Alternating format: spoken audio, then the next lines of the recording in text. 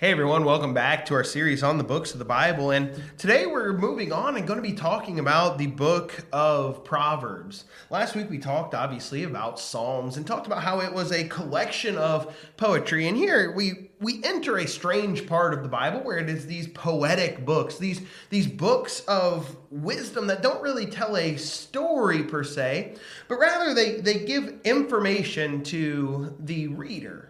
And the book of Proverbs is no different in that. And honestly, the book of Proverbs is quite simply a book of wisdom. Throughout this book, it goes in and it just shows these short, wise sayings. Really, you'll never really hear me say this ever again. I don't fully mean it here, but the book of Proverbs is really the only book of the Bible that you can read without context. You can open up the book of Proverbs to any spot within its pages and read a single verse, and for the most part, they stand on their own. Now, obviously, throughout, you have to have an understanding of the things that are going on. You have to have an understanding of the context of the Bible. But the Proverbs stand on their own for the most part. They are simple statements, simple phrases that impart a small portion of wisdom to the reader. And now when we look at the book of Proverbs, we obviously have to talk about the man who wrote these Proverbs. For the majority of the book of Proverbs, all except for its last two chapters, they are written by the man Solomon, the son of David, the king of Israel, and probably the wisest man that we see in the pages of the Bible. When we go back to the book of 2 Chronicles and we see the story of Solomon, we see that Solomon is placed into a position of power. He's getting ready to take this position of power. And God speaks to him and says, I will give you anything that you want. He says, what do you ask of me? And rather than asking for wisdom, or rather than asking for riches, rather than asking for respect, for any number of different things that he could have asked for, Solomon asks for wisdom. In 2 Chronicles chapter 1 and verse 10, it says, give me now wisdom and knowledge to go out and to come in before these people. For who can govern this people of yours, which is so great? Solomon saw the importance of the task that was laid before him. He looked out and he saw the entirety of the nation of Israel. And he said, what am I going to need in order to lead this group of people? In order to guide them, in order to help them, in order to govern them in the way that God would have me to. And as Solomon looks around, he says, what I need is wisdom.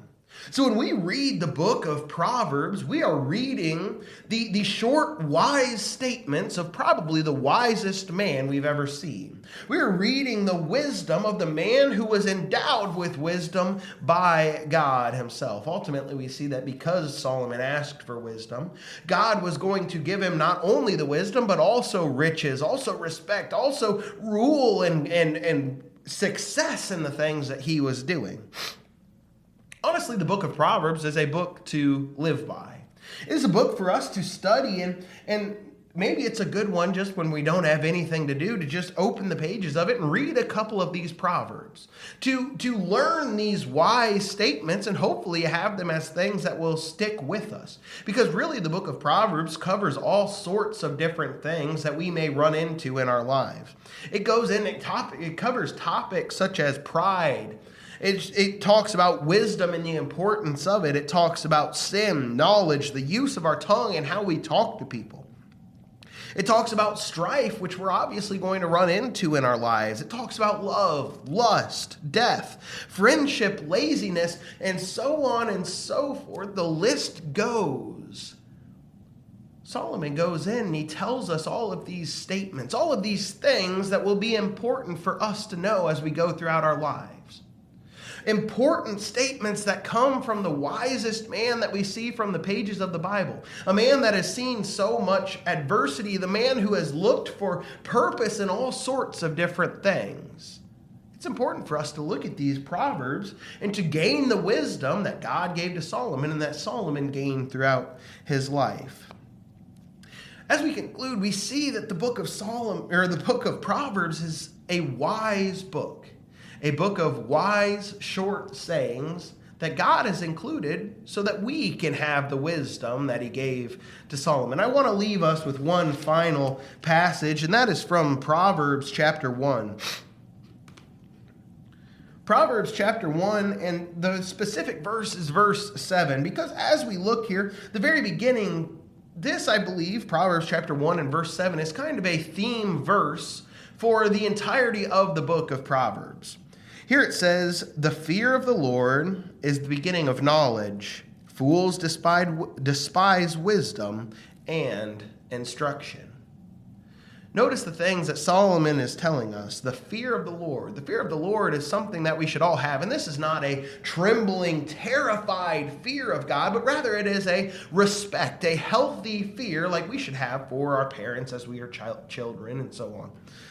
The fear of the Lord, or the respect of God, is the beginning of our knowledge. When we realize that God has the power and the might that he has, then we start to strive for the knowledge that he can teach us. As we go in and we strive for knowledge because of a fear of the Lord, the book of Proverbs is a great place to gain that knowledge, a great place to gain that wisdom. But then, as we see done so many times throughout the book of Proverbs, we are shown a contrast.